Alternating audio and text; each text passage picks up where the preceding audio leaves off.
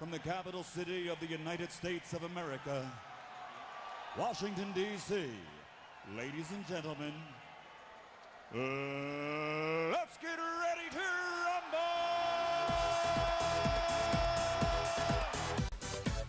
Hey guys, today's intellectual grudge match is between the reality of submarines versus the alleged reality of the International Space Station. So let's introduce the contestants and see how they match up. 4,500 pounds per square inch high pressure air everywhere you can reach. We've got 450 volt AC power, 250 volt DC power. We have fans and pumps. We propel it with a nuclear reactor, and then we take it out and intentionally sink it in salt water. That's not inherently safe.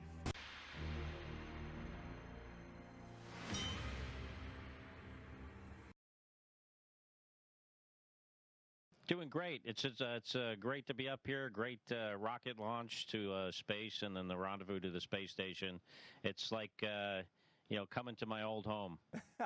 Yeah, I know you said it was like being back home, and we had a great time having an opportunity to spend some time with you and Gennady and Mikhail, and we were really glad that I could help give you that last little kick going aboard. So we're excited about the year ahead.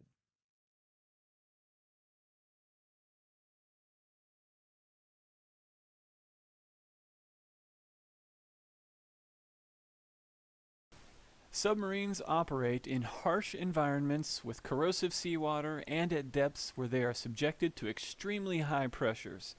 A submarine is a complicated ship with thousands of pumps, motors, generators, turbines, and valves that have to be kept in proper working order. When they're not on deployment, about once a quarter, submarines enter an upkeep or refit maintenance period, which lasts about 4 weeks, during which the submarine is repaired to full capacity. After the maintenance period, submarines go to sea for sea trials where they test out the repaired systems, which normally includes a controlled dive down to test depth.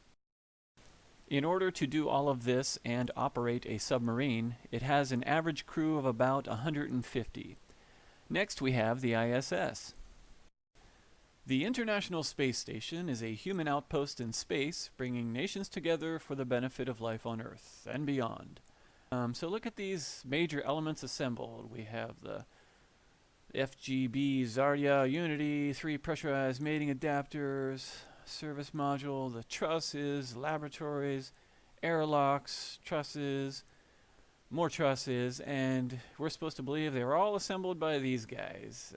And they're dockers and socks and their fancy rings and watches. I mean, do these guys look like they're constructing any kind of space station or even snapping it together? I mean, look at all this wiring and who's welding and riveting, and I mean, if it was real, it would be workers like these guys, real construction workers, real Navy workers, real people who build real things, not these phony baloney people with space hair and wearing their, like I said, fancy jewelry and watches in space when they should look like construction workers if they're up there fixing all these adapters and valves and pipes and maintaining the space station. But anyways, I want to maintain my objectivity, so let's just keep going.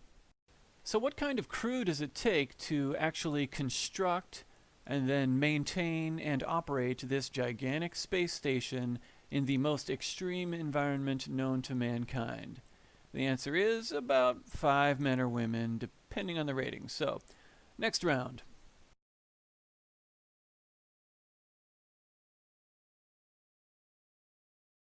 Tend to come left, course 180 to open range these contacts. Carry on.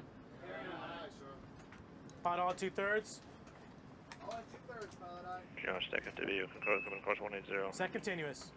FTW, general stick, aye. Off deck, during answers all at 2/3. Aero pilot. Pilot left 20 degrees rudder, steady course 180. Left 20 degrees rudder, steady course 180, pilot aye.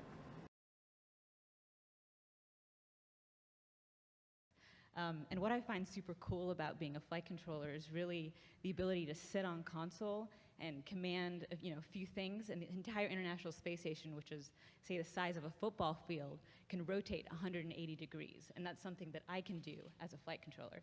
So since I can't be an astronaut, I think it's the next best cool thing to do.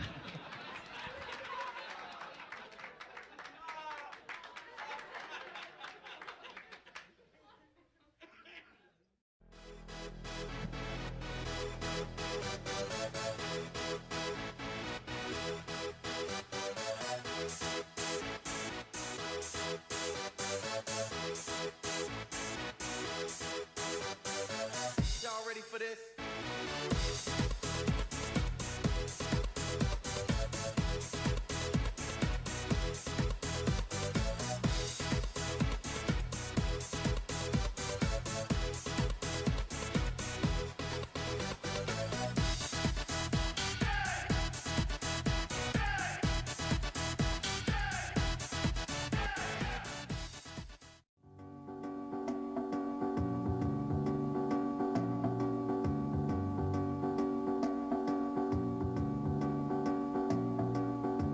Morning to neighbors. Yes, I'm going to get a dog. Big dog. One turd repels traffic, spoils makeup, ruins hairdo. Helicopters can't get in close to neutralize. I'll get a big dog. He'll bark even as he naps. His bite will be venomous. Cellulases, proteases, phosphoresterases, leaving only splintered, pitted bones and hydrolyzed ooze of ex-art objects. Insurance won't cover it. I'll feed him acidarma. Dissolves real estate. A submarine is incredibly complex with a lot of equipment, and something always breaks. Each division sets aside time for corrective maintenance. Submarines have a lot of redundancy and can function with broken equipment while it's being repaired. Navy ships have a maintenance philosophy called preventive maintenance, where equipment is maintained according to a set schedule, just like getting an oil change every 3,000 miles. Submarines operate on a 6-hour watch cycle. The crew is divided into 3 watch sections, and each section stands watch for 6 hours, then gets 12 hours off.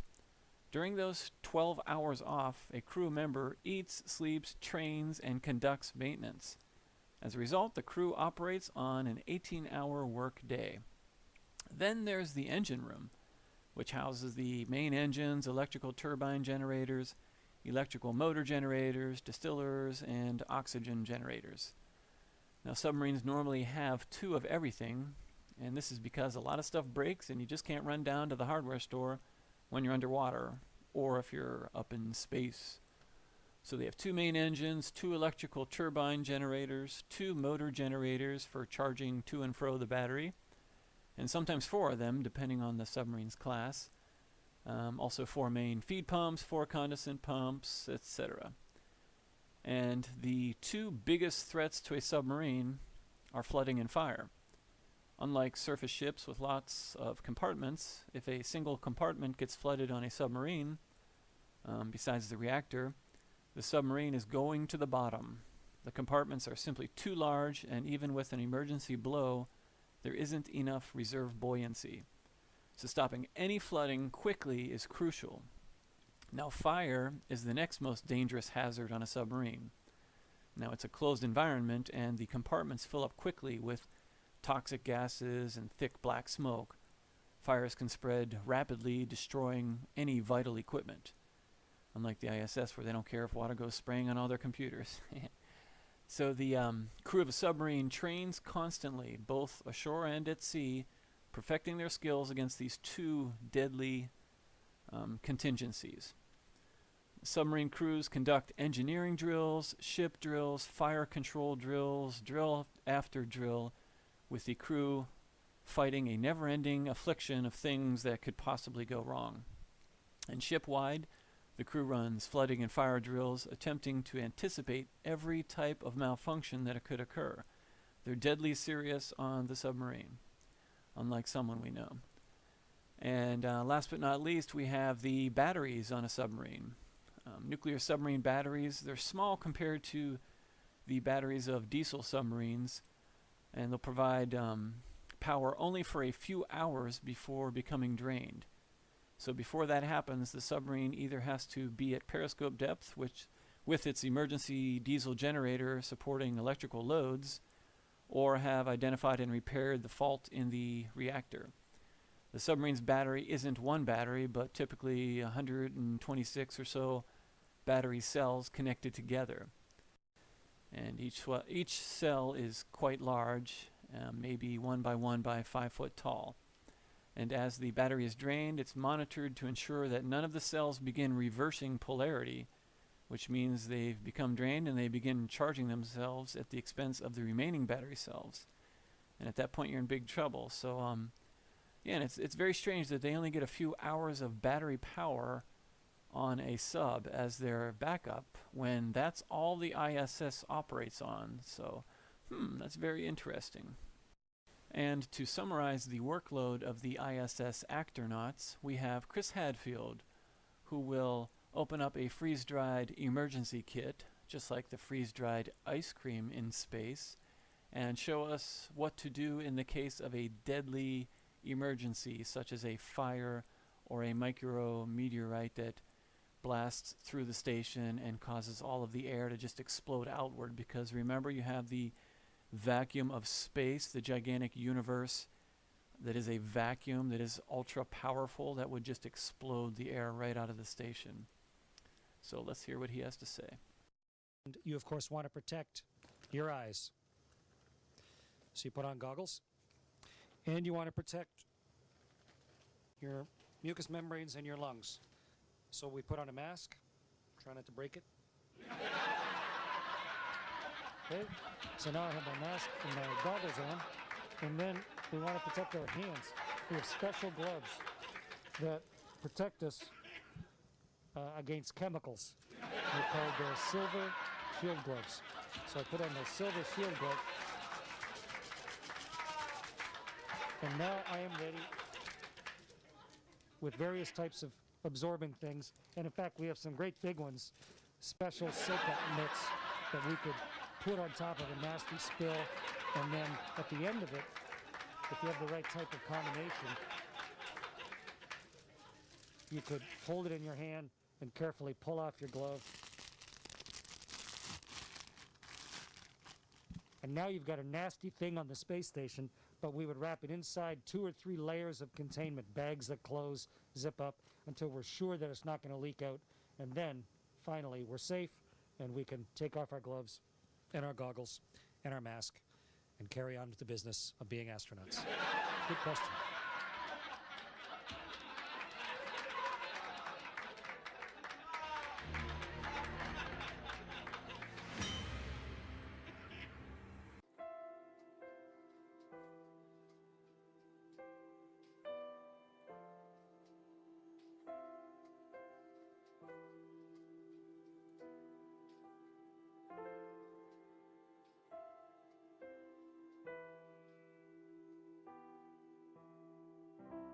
Ground control to Major Tom.